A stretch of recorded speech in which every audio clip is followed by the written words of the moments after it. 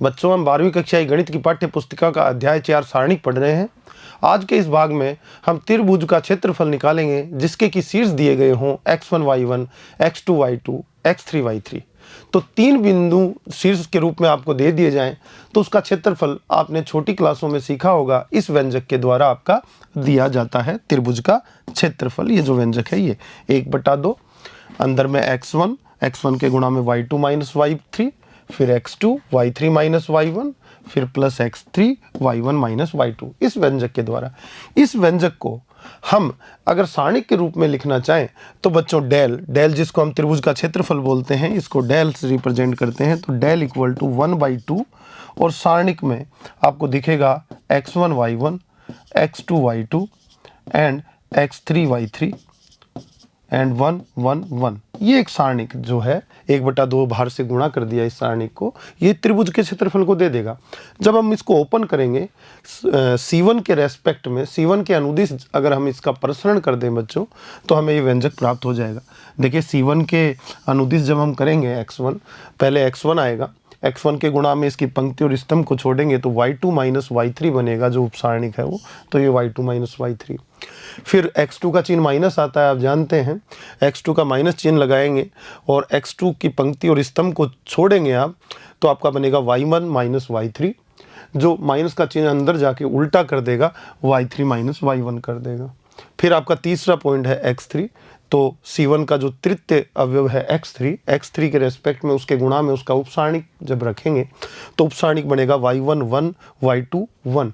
तो y1 into 1 is y1 and y2 into 1 is y2, y1 minus y2 आपको गुणा में यहाँ नजर आएगा। तो देखा बच्चों, आपने त्रिभुज का क्षेत्रफल निकाला था जिसके शीर्ष क्या हो क्रमशः x1 y1, x2 y2, x3 y3। इस व्यंजक से आपने उस त्रिभुज के क्षेत्रफल को दिया था।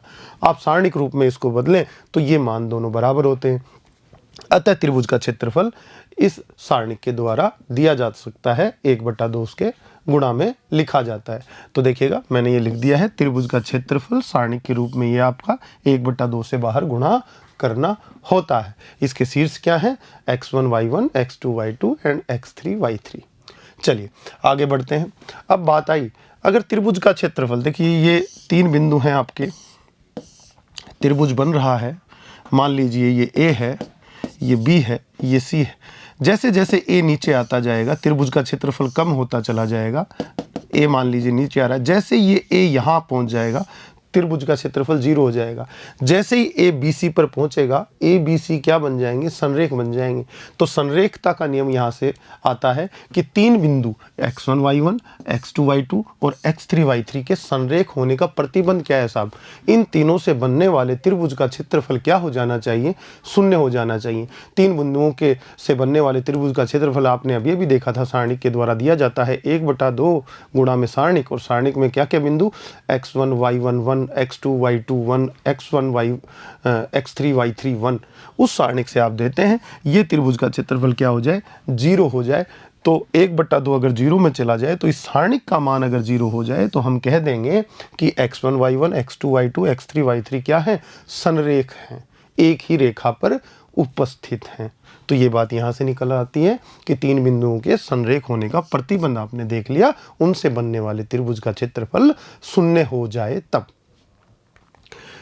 ये देखिए मैंने यहाँ लिखा है 1/2 को मैंने 0 में गुणा कर दिया, क्योंकि आपकी अदिश राशि थी जो नॉन जीरो थी, 0 में जाके 0 होगी। तो इस सारणिक का मान जब 0 हो जाता है तो ये 3 बिंदु जो हैं आपके x1 y1, x2 y2, x3 y3, ये क्या हो जाते हैं बच्चों, ये संरेख हो जाते हैं। ये आप देख रहे हैं। अब एक रेखा का समीकरण हम बनाएंगे, किस तरह से कि रेखा का समीकरण बना सकते हैं, 2 बिंदु x1 y1 और x2 y2 से गुजरने वाली रेखा का समीकरण। देखिए ये मान लीजिए आपके पास 2 बिंदु हैं, पहले यहाँ बात कर लेते हैं हम कि एक बिंदु है A और एक बिंदु है B। इसका नाम है, A का नाम है x1 y1, यहाँ इसके कोऑर्डिनेट बताए गए हैं, और कोऑर्डिनेट x2 y2 दूसरे बिंदु के बताए गए हैं बच्चों।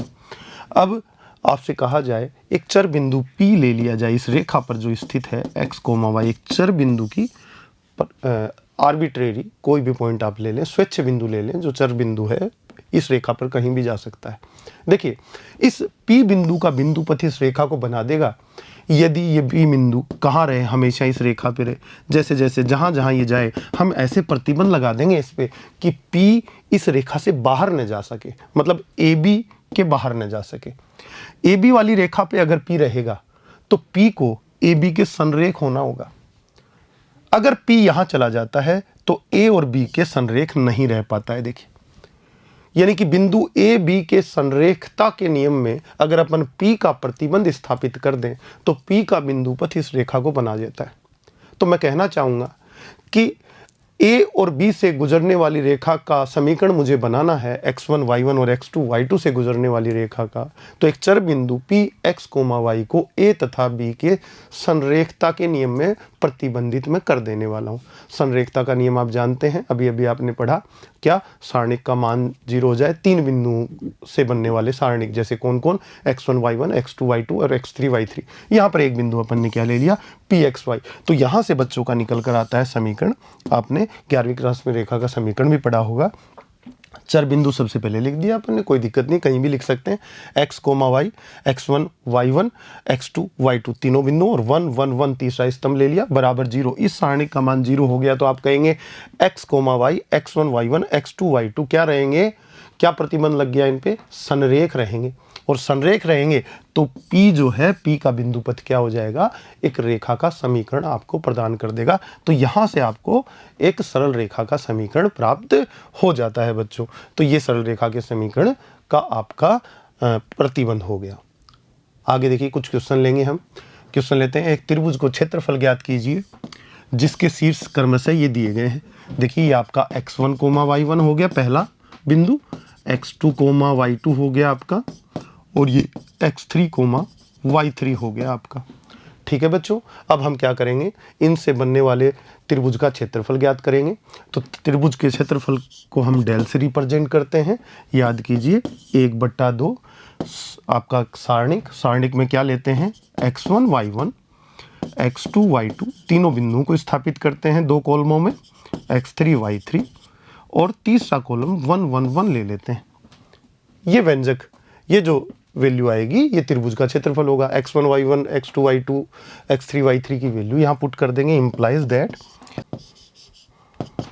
1/2, देखिएगा प्रथम बिंदु 3, 8, दूसरा -4, 2, तीसरा बिंदु 5, 1, और तीसरा स्तंभ 1 1 से ले लिया। ये आपके त्रिभुज का क्षेत्रफल आ गया बच्चों, डेल की वैल्यू। अच्छा, अब इस सारणिक की वैल्यू हम 2-3 विधियों से निकाल सकते हैं। एक तो आपको सारूस विधि यानी कि लघु विधि बताई गई थी, आप इस तरह से गुणा करके आपने पहले सीखी हुई है भाग में। दूसरी विधि आपको बताई थी कि किसी भी पंक्ति या स्तंभ के सापेक्ष प्रसरण करके भी आप इसका मान निकाल सकते हैं। तीसरा आपने सीखा था कि गुणधर्मों का उपयोग करके, सारणिक के जो गुणधर्म हैं उनका उपयोग करके एक पंक्ति या स्तंभ में मैक्सिमम 0 ले आते हैं और फिर उसके अनुदिश क्या कर देते हैं, प्रसरण कर देते हैं। देखिए यहाँ पर 1 1 1 C1 में है, मैं C1 का प्रयोग करके इस 8 को और 3 को 0 बना दूं तो भी मैं बड़ी आसानी से इसको कर सकता हूँ। तो देखिए, मैं कुछ गुणधर्मों का उपयोग करना चाहूँगा आपके सामने। मैं कहूँगा कि C1 को चेंज कर दीजिए, C1 -3 C3 कर दीजिए, C2 को भी चेंज कर दीजिए। C2 को चेंज कैसे करें, C2 माइनस आप 8 C1 कर दीजिए, 8 C3 का प्रयोग कर लेते हैं दोनों में। चलिए करते हैं, डेल इक्वल टू 1/2 बाहर में रखा हुआ है, त्रिभुज का क्षेत्रफल है आपका। ये वैल्यू 0 हो जाएगी क्योंकि 3 से गुणा करोगे 1 को घटा दोगे, 3 से गुणा करोगे घटाओगे -7 हो जाएगा बच्चों का। 3 से गुणा करोगे और घटाओगे तो यहाँ पर 2 हो जाएगा। 8 से गुणा करके घटाओगे, यहाँ कितना आ जाएगा 0। यहाँ आप 8 से गुणा करके घटाओगे तो यहाँ -6 आ जाएगा, और 8 से गुणा करके घटाओगे तो यहाँ -7 आ जाएगा। और देखिए ये आपका जो अंतिम स्तंभ है 1 1 1, ये आपके सामने आ जाता है। इस तरह से आप कर देते हैं। अब क्या करें, अब इसको आगे कैलकुलेट करते हैं। देखिए कितनी वैल्यू आपके सामने आती है, डेल इक्वल टू 1/2 किसके अनुदिश प्रसरण करूं, R1 के अनुदिश। तो बच्चे कहेंगे R1 के अनुदिश आपने क्या कह दिया, प्रसरण कर दिया। प्रसरण कर दिया तो देखिए मान कितना आएगा आपका, आप ब्रैकेट लगा देते हैं और ये 1 वैल्यू है आपके पास, ये तो 0 हो गई, इनके उपसारणिक गुणा करने की जरूरत है नहीं। 1 का साइन क्या होता है, पॉजिटिव, और इसका उपसारणिक क्या आएगा, पंक्ति और स्तंभ को छोड़ने के बाद -7 -6 2 -7, आपका ये उपसारणिक बनेगा। डेल की वैल्यू देखिएगा यहाँ पर 1/2, और ये वैल्यू 7 को 7 से करेंगे 49 हो जाएगा आपका, और 6 दूनी 12, और माइनस से प्लस हो जाएगा, प्लस का आपका कितना बनेगा, 12 बनेगा। और यहाँ पर हो जाएगा आपका, देखिएगा 9 और 2 11, 1 4 1 5 और 6, 61/2 वर्ग इकाई। ये आपका इसका क्षेत्रफल आ गया बच्चों। तो इस तरह से आप इस क्वेश्चन को कर सकते हैं। अब अगले प्रश्न की ओर नजर डालते हैं। अगला प्रश्न कहता है, उदाहरण संख्या 18 जो है आपकी, कहती है सारणिकों का प्रयोग करके ए तथा बी को जोड़ने वाली रेखा का समीकरण ज्ञात कीजिए। हमने प्रतिबंध पहले ही निकाल दिया है। एक बिंदु P x, y के साथ संरेख इन दोनों बिंदुओं को कर देंगे और फिर उसका समीकरण निकाल देंगे। दूसरी बात, k का मान ज्ञात कीजिए। यदि बिंदु D एक नया बिंदु है जिसके निर्देशांक है k, 0 इस प्रकार है कि त्रिभुज ABD का क्षेत्रफल कितना, 3 वर्ग इकाई है, तो इस बात से हम k का मान भी निकाल देंगे। तो 2 प्रश्न इसके अंदर छुपे हुए हैं, दोनों प्रश्नों को करते हैं। किस प्रकार करेंगे बच्चे, देखिएगा। पहला प्रश्न, पहले का हल अपन निकालें। क्या निकालना है, बिंदु A यानी कि 1,3 तथा बिंदु B 0,0 से गुजरने वाली रेखा का समीकरण, ये आपको निकालना है बच्चों। इसका समीकरण निकालते हैं। कैसे निकालेंगे, प्रतिबंध आपको पता है, प्रतिबंध मैं आपको दोबारा लिखा देता हूँ। x y एक चर बिंदु लिया था, x1 y1 यानी कि 1,3 ले लीजिए, और आपका x2 y2 मतलब 0,0 ले लीजिए। 1 1 1 ये जो सारणिक बनता है 1/2 से गुणा कर दूं तो ये क्या बन जाएगा, क्षेत्रफल, और 1/2 0 में चला जाएगा, तो यही प्रतिबंध आपका रेखा का निकल कर आया था। चलिए आगे बढ़ाते हैं बात को। इम्प्लाइज दैट, देखिए मैं किसके अनुदिश इसका प्रश्न करूं, आपकी R3 के अनुदिश कर दूं, इसमें मैक्सिमम 0 है, तो आप कह सकते हैं R3 के अनुदिश प्रसरण किसका, सारणिक का। कर देते हैं, एक ही बिंदु 0 से गुणा होकर उपसारणिक 0 ही हो जाएंगे। एक ही बिंदु 1 का उपसारणिक लिखना है, 1 का चिन्ह पॉजिटिव होता है। उपसारणिक इसका कितना हुआ, पंक्ति और स्तंभ को छोड़कर x y 1 3 = 0। आप आगे देखेंगे, ये 3x से मल्टीप्लाई होगा 3x, और y 1 से मल्टीप्लाई होगा -y = 0। ये आपका रेखा का समीकरण मिल गया। आप इसको लिखना चाहें y = 3x तो ये लिख देते हैं, ये भी लिखा जा सकता है। देखिए y = 3x का मतलब 3 तो इसकी प्रवणता हो गई रेखा की, और इसमें c का मान 0 है, अतः ये मूल बिंदु से गुजरने वाली रेखा आपकी होगी। तो इस तरह से आप इसका फर्स्ट जो पॉइंट था उसको क्लियर कर सकते हैं। उसके बाद देखिएगा अगले की बात करते हैं। अगला क्या पूछ रहा था, स्क्रीनशॉट आपने ले लिया होगा। आगे आपसे पूछा गया है, एक बिंदु D आपको दिया गया है जिसके निर्देशांक है k, 0, तो त्रिभुज ABD का क्षेत्रफल 3 वर्ग इकाई है। तो दिया हुआ है प्रश्नानुसार, देखिएगा प्रश्नानुसार त्रिभुज ABD का क्षेत्रफल कितना दिया गया है आपको, 3 वर्ग इकाई। तो इसका निरपेक्ष मान लिया जाता है बच्चों 3 वर्ग इकाई। क्यों लिया जाता है, इस वजह से लिया जाता है बच्चों कि जब भी अगर आपके सारणिक विधि से आप जिस व्यंजक को सॉल्व करते हैं उस व्यंजक की वैल्यू ऋणात्मक आ जाती है, तब भी आप उसको निरपेक्ष मान लेते हैं, यानी कि जो क्षेत्रफल होता है वो सदैव धनात्मक रहता है। अगर -3 आ जाता तो भी आप उसको क्षेत्रफल को कितना कहते, 3 कहते। अगर पॉजिटिव आता तो 3 कहते ही। इसलिए इसका निरपेक्ष मान लिया जाता है। जो भी वैल्यू आएगी उसको धनात्मक बना के हम क्षेत्रफल, दूरी वगैरह को परिभाषित करते हैं, तो यहाँ पर मोड़ लगाया जाता है। जब मोड़ हटता है तो एक तरफ, समीकरण के एक तरफ प्लस माइनस के 2 चिन्ह आते हैं, ये बात आप जानते ही होंगे। तो देखिए त्रिभुज ABD का क्षेत्रफल मैं बताता हूँ। एक बिंदु का मतलब क्या है, 1/2, और ये सारणिक आ गया आपका। प्रथम बिंदु 1,3 x1 y1, दूसरा 0,0, तीसरा बिंदु k, 0, और स्तंभ हो गया 1 1 1। ये त्रिभुज का क्षेत्रफल 3 बिंदुओं से किस किस से, ए, बी और डी से बनने वाला बराबर निरपेक्ष मान, यानी कि ये आपने इसका मापांक लगा दिया। ठीक है, इसको सॉल्व करते हैं। आप R2 के रेस्पेक्ट में इसका प्रसार कर सकते हैं या फिर आप C2 के रेस्पेक्ट में कर सकते हैं, दोनों ही तरीकों से कर सकते हैं क्योंकि मैक्सिमम 0 है। चलिए मैं R2 के रेस्पेक्ट में कर देता हूँ। R2 के अनुदिश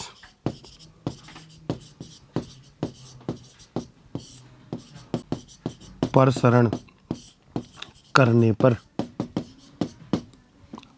देखिएगा क्या निकल कर आता है। 1/2 आपका है, प्रसरण कर रहे हैं, ब्रैकेट लगा देता हूँ। देखिएगा ये इसका चिन्ह, इसकी जो R2 में जो ये है 1, इसका चिन्ह कैसा आएगा, साइन नेगेटिव आएगा या पॉजिटिव। स्थिति देखिए, दूसरी पंक्ति तीसरा स्तंभ 2 और 3 5, यानी कि नेगेटिव आना चाहिए, तो -1 से गुणा होगा ये। और दूसरी बात, उपसारणिक जो आएगा देखिएगा, पंक्ति को और स्तंभ को छोड़ने से 1 3 K0 आपको मिल जाता है, ये उपसारणिक हो गया। और इक्वल टू 3 का मापांक सामने देखिए 1/2, ये आपका बाहर में क्या लगा, माइनस लगा, ये ब्रैकेट में देखिए 1 × 0 0 -3K, ये आपका मिल गया, इक्वल टू 3 का निरपेक्ष मान। माइनस माइनस प्लस, यहाँ पर देखेंगे आप 3/2 K और मापांक हटाने से +-3 आ जाता है आपका। आप आगे देखेंगे, एक बार प्लस का चिन्ह ले लेंगे, एक बार माइनस का, तो पॉजिटिव चिन्ह लेने पर आपका K की वैल्यू कितनी आ जाती है, K = 3 × 2/3 = 2। अब नेगेटिव चिन्ह लेने पर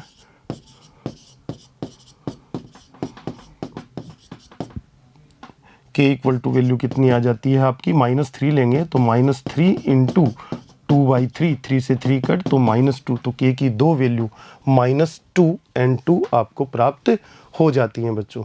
इस तरह से आपने इस क्वेश्चन को कर लिया बच्चों। आज के लिए इतना ही।